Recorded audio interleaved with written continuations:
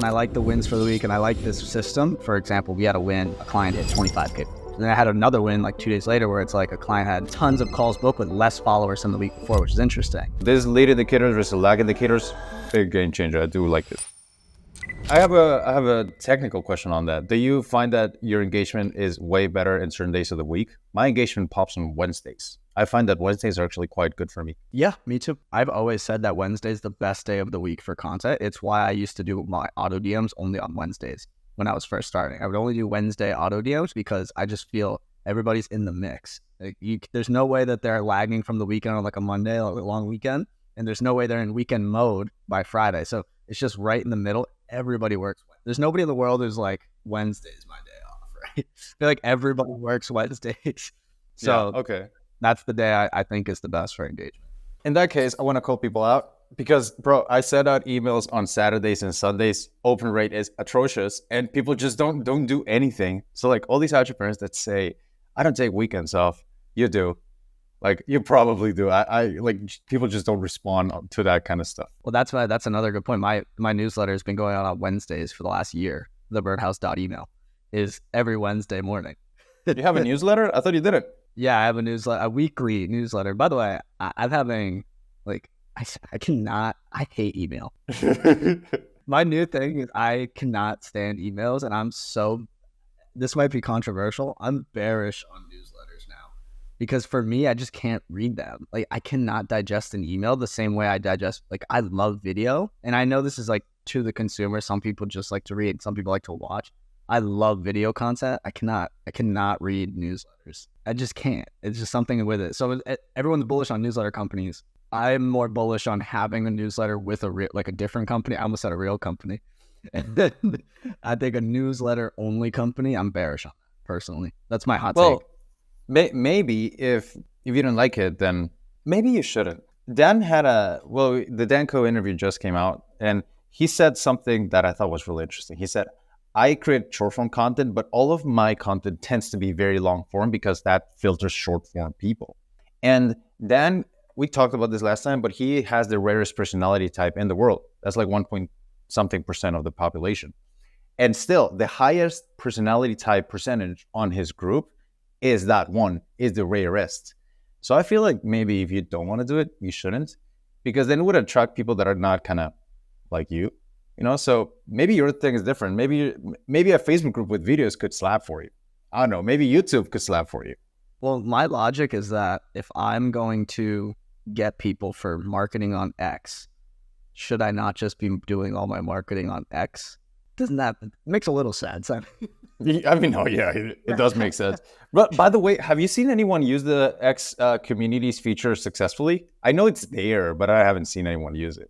I don't like that feature. Personally, funny enough, the statistics show that the usage is actually trending up. More people are using the communities feature, but in my opinion, I think people are using the communities feature because they kind of don't like the algorithm and it's their way of curating. I personally don't like it or use it, but the stats show that it's a good feature. Well, maybe that's a good one for you, because when we had the community, you were really active and you knew how to get people hyped up. I don't know, like, right now, I'll tell you one change that I did with Instagram and YouTube. I actually scaled down. I don't post that many shorts because I realized this is just not how I consume my content. Like personally, bro, I don't watch videos like that many. The only videos I watch are like anime stuff and like music. But I don't watch like how-to videos because I just don't enjoy it that much. But I do listen to podcasts. And if you check the channel, there's more podcasts now. I haven't recorded like a proper YouTube video in a while. And maybe that's okay. Just do the platform that works for you. You don't have to do a newsletter. And if you hate it, don't do it. That's fair. Like, I mean, when I consume, I'm mostly consuming entertainment. But I think for me, I think we talked about this on a past pod, is I think consuming more creative content, anime, movies, podcasts, that stuff usually inspires me more to create content than if like watching how-to stuff and like very educational stuff doesn't really inspire me to make anything. So maybe that's part of it. When I was in Austin, bro, Dakota, such a maniac, bro. Like, he would never stop. Dakota would work 4 hours in the sun, by the way, because he's Canadian. He doesn't get sun. Forgot, So he would just stay there for 4 hours in the sun working, and then he'd come back home, while he was eating, he would watch a how-to YouTube video. He just never stopped consuming or doing anything related to work. Or maybe I get it wrong, but to me, watching him do that kind of stuff while I was watching Dragon Ball Z, I was like, man, how do you do that kind of stuff? But some people just can't do that. And do the one that's more true to you. Like, this is why. Have you ever seen these talking head videos, bro? And they look like they're being kidnapped. Yeah. Like they're being forced to record this kind of stuff. I don't like that. Like, I think that kind of makes you look really bad because it's just not your natural thing. It's not that maybe you're not good at it. Maybe you are. But if it's not natural to you, people are going to feel it.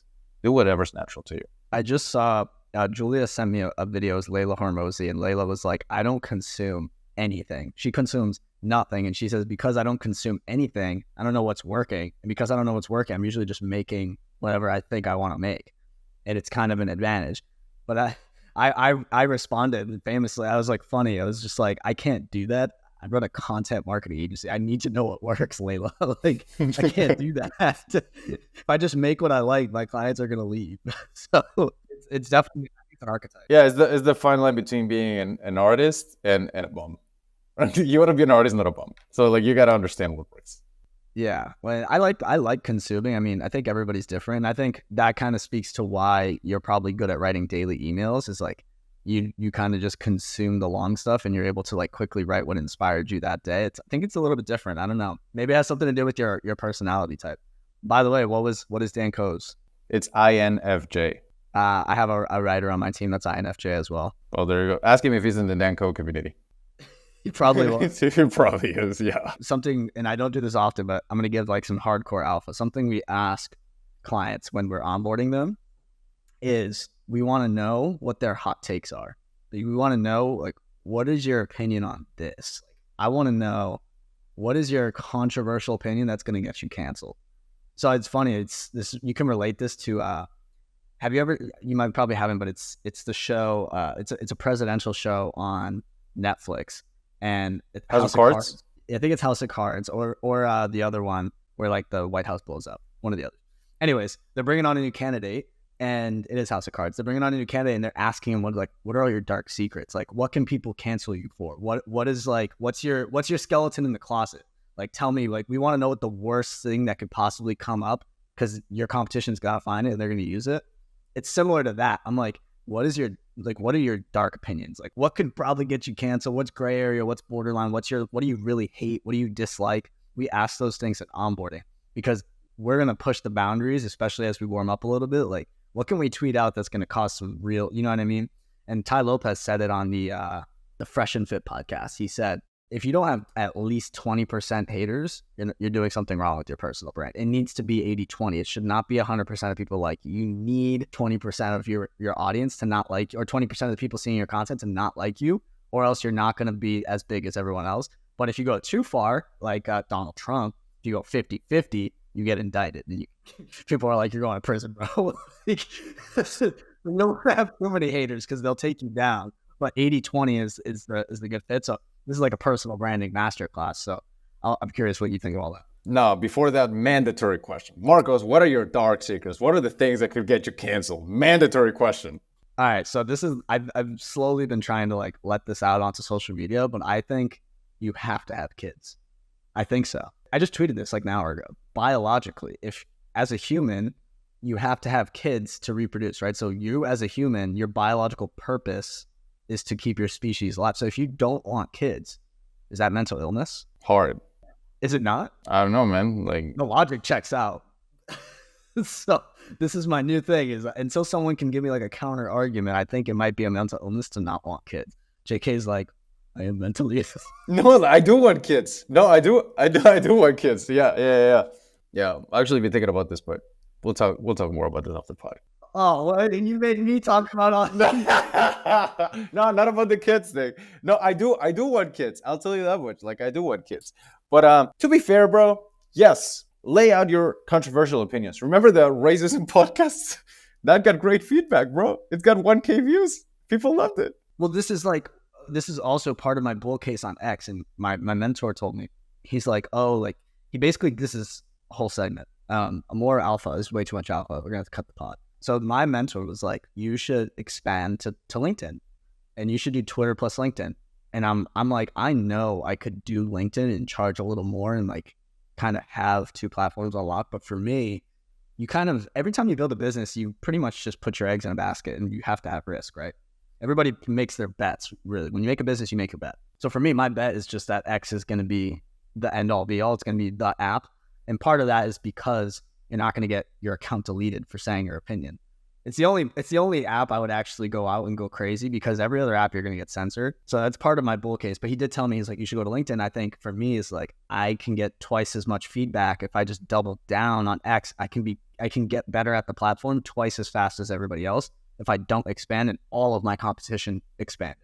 Everyone. I don't know anyone that didn't expand at over time before quitting. Most of them quit. Yeah, I think that's solid. I think that's a good move. Like, Rickson Gracie has a great quote. He's arguably the best fighter of all time. Nothing is 100% positive or 100% negative. So when you said that to me, I thought, but bro, you could just copy and paste it into LinkedIn. It's not that hard. But there's also a downside to it.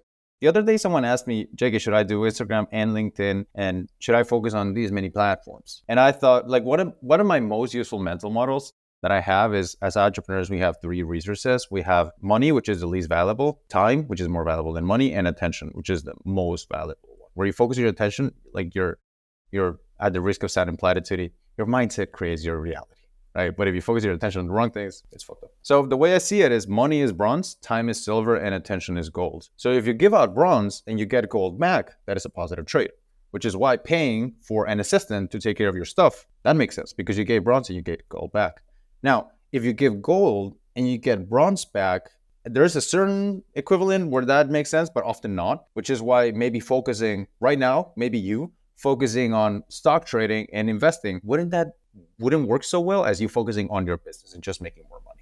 So you can't give out gold and get bronze back. It's just not a good trade. So that was the counter argument to your LinkedIn thing, which was, yes, I could do stuff on LinkedIn, but I want to check notifications. I want to see how I'm doing. I'm going to engage with people. People are going to message me there, and then your attention gets split. So to your point is, you could do both, but you give a pretty solid argument on why to focus on one platform. I tell people, focus on one platform until you no longer check the prices on the menu. So I have two follow-ups. One follow-up, this is my public cry for help. I think I'm the loyalist X user on the planet. I'm the only X-only marketing agency that's like bigger than like zero. So if you're watching this and you work at X, I want to be flown out to San Francisco. I'll fly out. I just want to be allowed in. And I want to come in and I want to talk to the people who make the ads, because I want to be like, how can I maximize this? So if you work at X and you listen to this, which you might, DM me. I want to talk. I want to come to San Francisco and I want to help you guys fix the platform's ads and be great again. MAGA, make ads great again.